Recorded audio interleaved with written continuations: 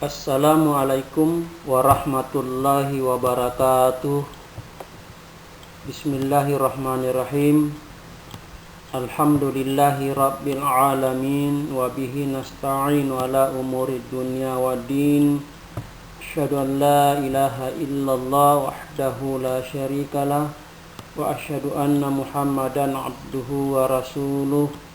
Allahumma sholli wa sallim ala sayyidina Muhammad wa ala alihi wa sahbihi ajmain.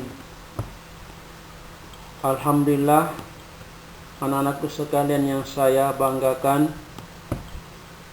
tak henti-hentinya kita memanjatkan puji syukur kehadirat Allah Subhanahu wa taala, karena dengan kudrahnya dan iradahnya sehingga kita dalam keadaan sehat-sehat di dalam menjalankan aktivitas kita sehari-hari. Anak-anakku sekalian yang saya banggakan, pada pertemuan ini kita belajar dari rumah. Materi yang akan kita bahas pada pertemuan kali ini adalah masalah tohara, artinya bersuci. Pembahasan tohara ini kita akan bagi dua bagian. Yang pertama, materi pengetahuannya, dan pertemuan keduanya atau bagian keduanya kita akan membahas tentang prakteknya. Baiklah anak-anakku sekalian, marilah kita membuka pembelajaran kita ini dengan bersama-sama membaca basmalah. Bismillahirrahmanirrahim. Selanjutnya marilah kita membaca doa sebelum belajar. Mudah-mudahan Allah Subhanahu wa taala melimpahkan rahmatnya kepada kita semua, sehingga kita lebih mudah menerima dan memahami pelajaran. A'udzu billahi minasyaitonir rajim. Bismillahirrahmanirrahim. Alhamdulillahi rabbil alamin. Allahumma sholli wa sallim ala sayyidina Muhammad wa ala ali sayyidina Muhammad. Raditu billahi rabba wa bil islami dina wa bi Muhammadin nabiyya wa rasula. Rabbi zidni ilman warzuqni fahman. Amin ya rabbal alamin.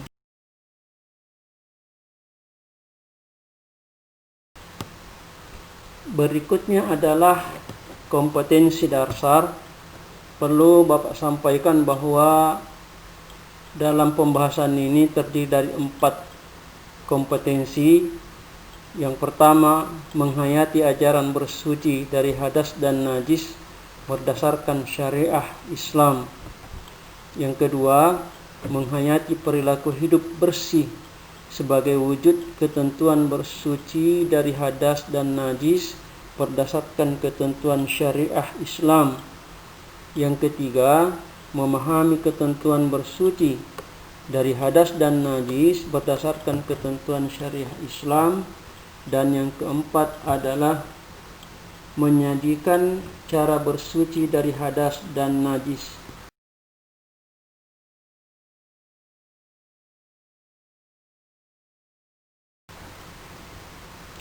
Setelah mempelajari materi ini, siswa diharapkan memiliki karakter atau kebiasaan-kebiasaan yang baik.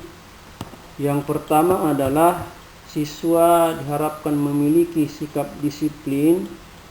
Artinya di sini siswa taat pada aturan yang telah ditentukan. Yang kedua, siswa memiliki kepedulian lingkungan, artinya siswa semakin peduli terhadap kebersihan diri dan lingkungan sekitar. Dan sikap yang ketiga adalah bertanggung jawab. Artinya, siswa bertanggung jawab menjaga kebersihan lingkungan disertai niat ibadah menjalankan ajaran yang benar dari Allah Subhanahu wa taala. Marilah kita melihat konsep tahara. Tahara terbagi dua. Yang pertama najis, pengertian najis, macam-macam najis, ringan, sedang, berat. Cara menyucikannya tergantung jenis najisnya. Yang kedua, hadas. Pengertian hadas, macam-macam hadas, yaitu kecil dan besar. Cara menyucikannya berwudu, mandi wajib, tayamum. Larangan yaitu tidak dilarang sholat, puasa, mengaji, dan lain-lain sebagainya.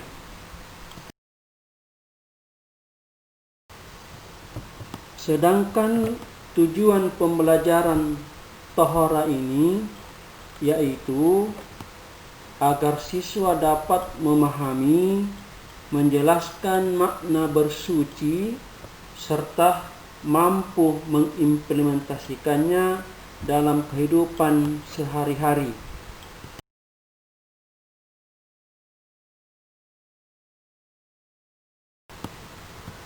Baiklah anak-anakku sekalian, sebagai tes awal pemahaman kita terhadap materi tahara ini, coba diperhatikan pertanyaan ini, yaitu apa itu tahara atau bersuci?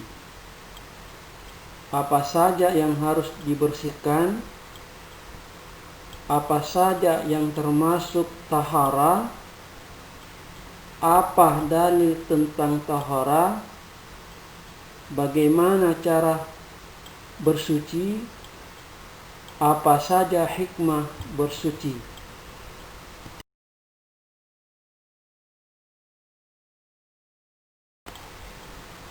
Baiklah anak-anakku sekalian, masih ingat tadi pertanyaan yang di atas? Nah, pertanyaan itulah yang akan kita masukkan ke dalam materi tahara ini, kemudian kita akan bahas bersama-sama, yaitu pengertian tahara, hal-hal yang perlu dibersihkan, dalil tentang tahara, macam-macam tahara, dan tata cara bersuci atau tahara.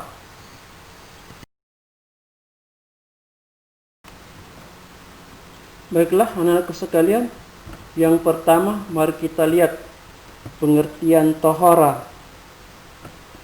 Menurut bahasa Arab, tahara artinya suci atau bersih. Sedangkan menurut istilah, tahara adalah menyucikan badan, pakaian, dan tempat dari najis, dan menyucikan diri dari hadas.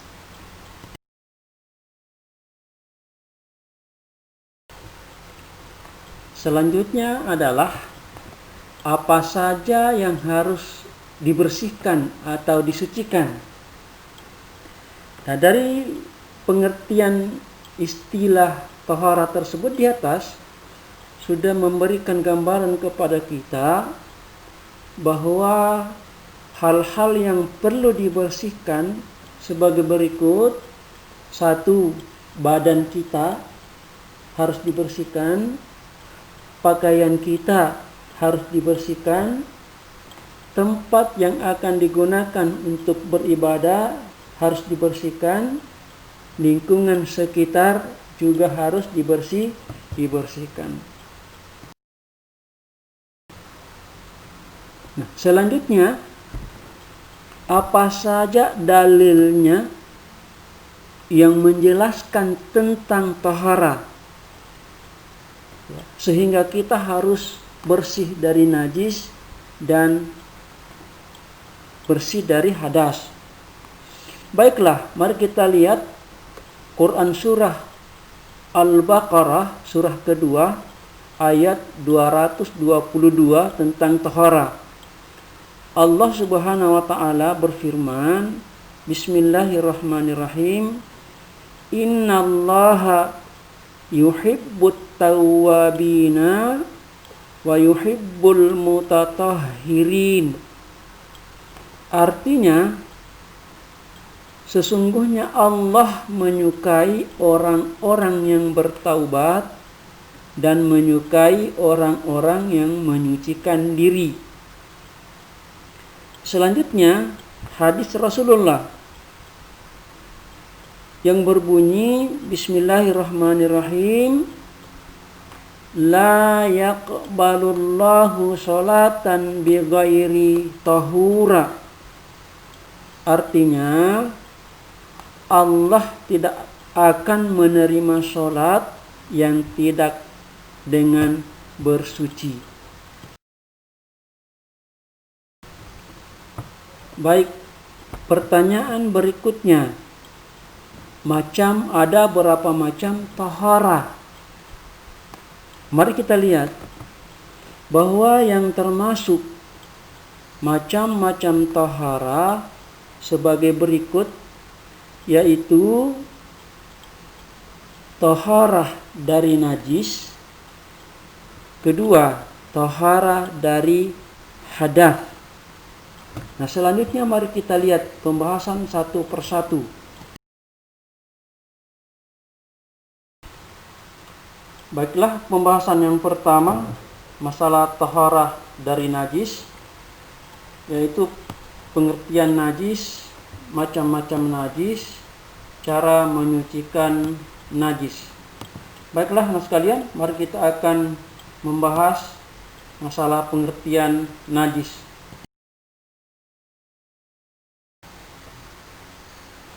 Pengertian najis adalah suatu benda kotor yang menyebabkan seseorang tidak suci dan menghalangi sahnya ibadah. Sedangkan contoh najis yaitu kotoran manusia, kotoran hewan, bangkai, darah, nanah, minuman keras, anjing, dan babi.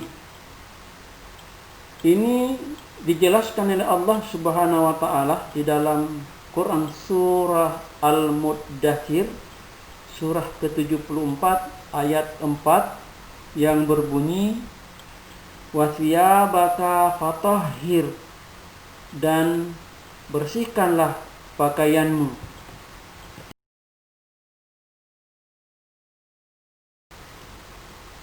Selanjutnya adalah macam-macam najis.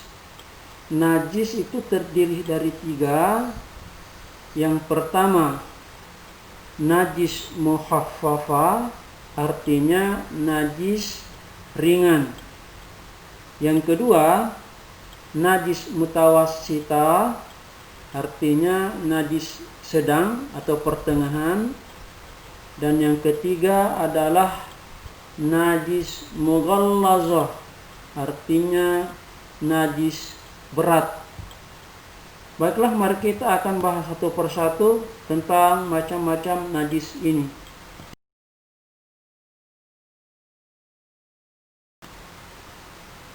Baiklah, najis yang pertama yaitu najis mukhaffafah.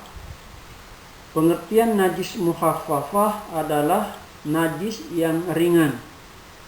Contohnya, air seni bagi laki-laki yang belum berumur 2 tahun dan belum makan apapun kecuali air susu ibu.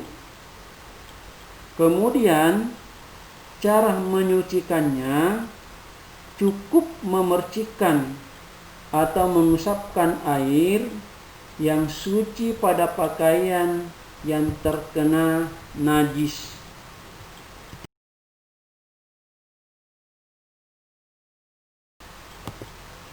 Kemudian najis yang kedua yaitu najis mutawassitah. Pengertian najis mutawassitah adalah najis yang tergolong sedang atau pertengahan. Contoh, darah, nanah, kotoran manusia, kotoran hewan, muntah-muntahan, bangkai, dan minuman yang memabukkan. Nah, najis mutawassitah ini ada dua macam, yaitu najis hukmiyah dan najis ainiyah. Mari kita lihat.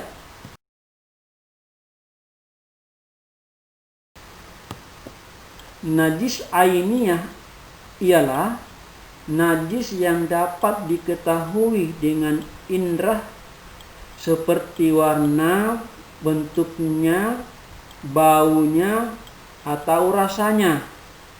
Nah, cara menyucikannya ini dicuci dengan air yang mengalir sampai hilang warna, bentuknya, bau, dan rasanya. Sedangkan najis hukmiyah ialah najis yang tidak dapat diketahui dengan indera seperti warna, bentuknya, baunya, atau rasanya. Namun kita yakin najis tersebut ada. Nah, cara menyucikannya dicuci dengan air yang mengalir tanpa harus hilang warna, bentuknya, baunya, dan rasanya karena tidak nyata.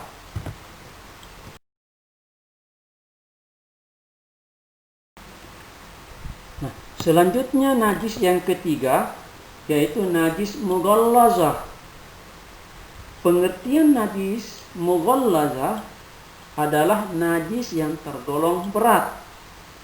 Contoh, najis yang bersumber dari anjing dan babi, baik jilatannya, air kencingnya, kotorannya, dagingnya, tulangnya, darah, maupun bangkainya. Nah, cara menyucikannya yaitu dicuci dengan air suci sebanyak 7 kali, dan salah satu harus dicampur dengan debu atau tanah yang suci.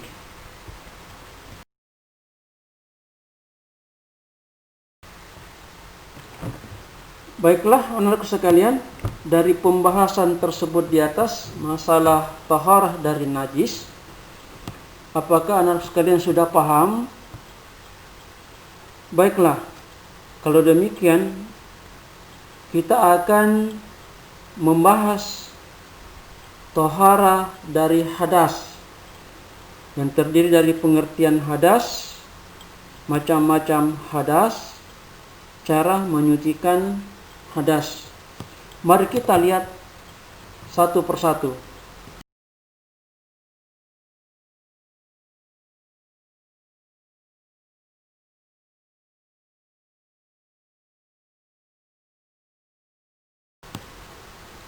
Baiklah, anak sekalian, saya tanya, apa itu hadas? Baik, hadas adalah suatu kondisi di mana seseorang dalam keadaan tidak suci menurut ketentuan syara atau aturan hukum Islam.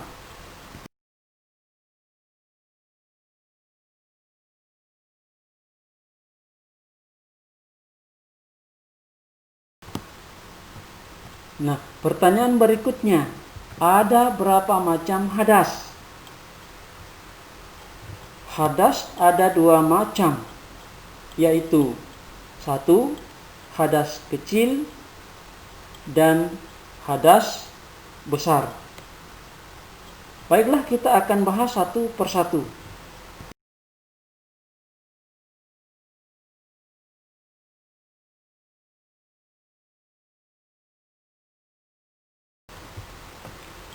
Baiklah anak sekalian, yang pertama kita akan bahas adalah hadas kecil. Hadas kecil ini merupakan hadas yang disebabkan oleh hal-hal sebagai berikut. 1. Keluarnya sesuatu dari dubur, anus, dan kubul, kemaluan. Yang kedua, menyentuh dubur dan kemaluan dengan telapak tangan bagian dalam. Ketiga, hilang akal karena tidur, epilepsi, gila, dan mabuk. Yang keempat, bersentuhan antara kulit laki-laki dan perempuan yang masing-masing sudah dewasa serta bukan mahram. Nah, cara menyucikannya dengan berwudu atau tayamum apabila terdapat halangan dalam menggunakan air.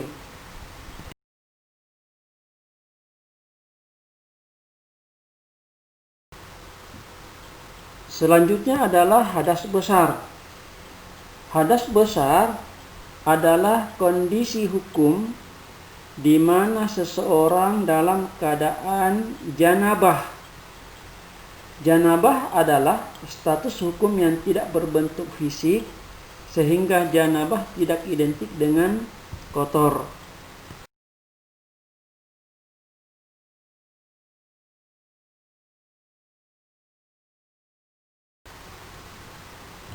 Hadas besar ini adalah hadas yang disebabkan oleh hal-hal sebagai berikut. 1. Melahirkan bagi ibu-ibu. Yang kedua, datang bulan haid bagi wanita. 3. Keluarnya darah dari nifas bagi kaum wanita. Keempat, berhubungan suami istri. Yang kelima, keluar mani bagi laki-laki.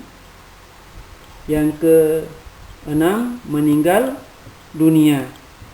Nah, cara menyucikannya dengan melakukan mandi wajib atau bertayamum apabila ada halangan dalam menggunakan air.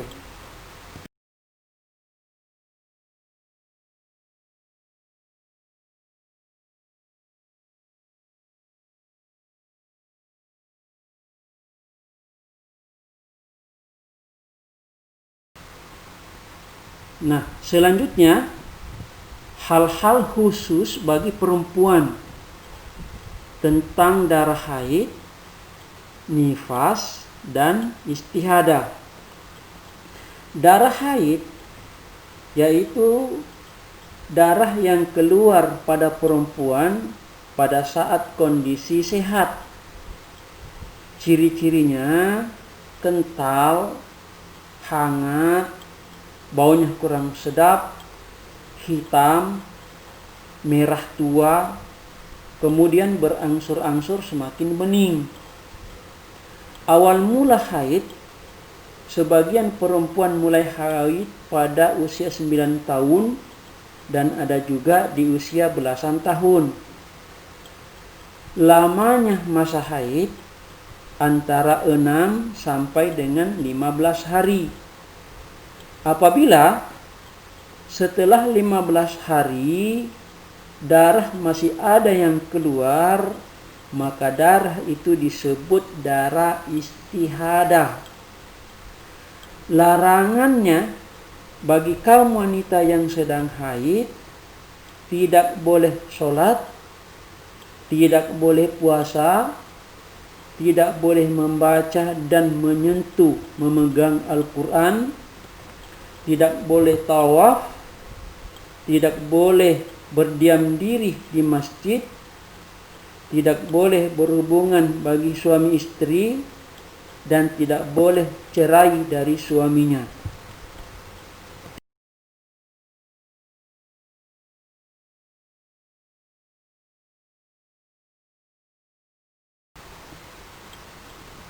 Baiklah, selanjutnya adalah darah nifas.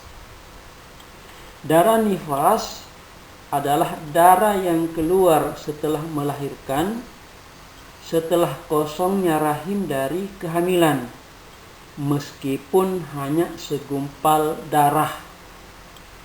Lamanya darah nifas yaitu antara 40 hari sampai dengan 60 hari.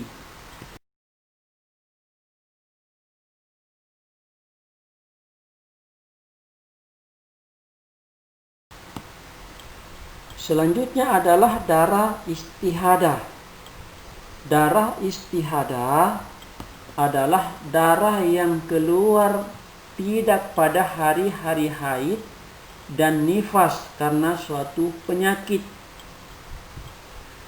Nah, macam-macam darah istihadah.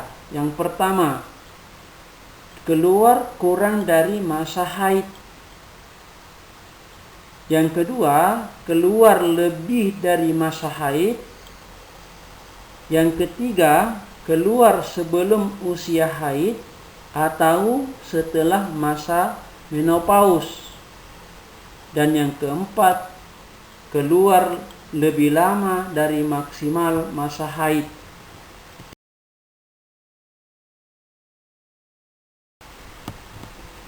Baiklah anak-anakku sekalian, marilah kita melihat perbedaan antara hadas dan najis. Hadas yaitu berupa tindakan atau perbuatan.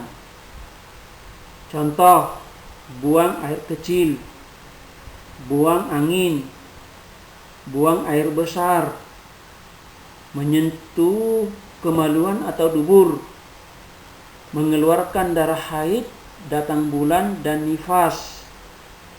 Pembagiannya itu ada dua, yaitu hadas besar dan hadas kecil. Sedangkan cara menyucikannya yaitu berwudu, mandi wajib, dan tayammum. Sedangkan najis itu berupa benda di luar tubuh. Contoh, air kencing yang mengenai pakaian atau badan kita, nanah, darah termasuk darah haid, kotoran kucing, bangkai, dan sebagainya. Pembagiannya yaitu ada 3, najis ringan, najis sedang, dan najis berat. Kemudian cara menyucikannya yaitu dicuci dan dibersihkan sesuai dengan tingkatan najisnya. Apakah anak sekalian sampai di sini sudah dipahami? Baiklah, mudah-mudahan materi ini akan bermanfaat bagi kita semua, terutama di dalam menjaga kebersihan, khususnya untuk sah tidaknya ibadah kita kepada Allah Subhanahu wa taala itu tergantung dari kesucian dan kebersihan diri dan badan kita, pakaian kita, lingkungan kita, dan sebagainya.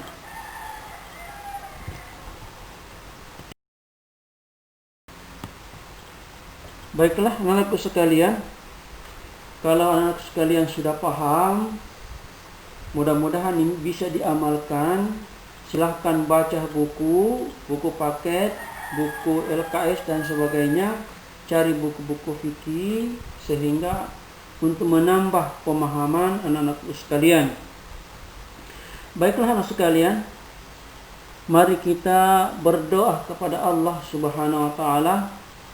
Mudah-mudahan apa yang kita pelajari pada hari ini bisa kita mendapatkan manfaatnya, terutama mencari keridaan Allah Subhanahu wa taala. A'udzu billahi minasyaitonir rajim. Bismillahirrahmanirrahim. Alhamdulillahi rabbil alamin. Allahumma salli wa sallim ala sayyidina Muhammad wa ala alihi wa sahbihi ajma'in. Allahumma akhrijna min zulumatil wahmi wa akrimna binuril fahmi waftah li abwabal ilmi wa zayyana bil akhlaqil hasanati wal hilmi. Allahumma nawwir qulubana kama nawwartas samawati wal ardi abadan birahmatika ya arhamar rahimin. Walhamdulillahi rabbil alamin.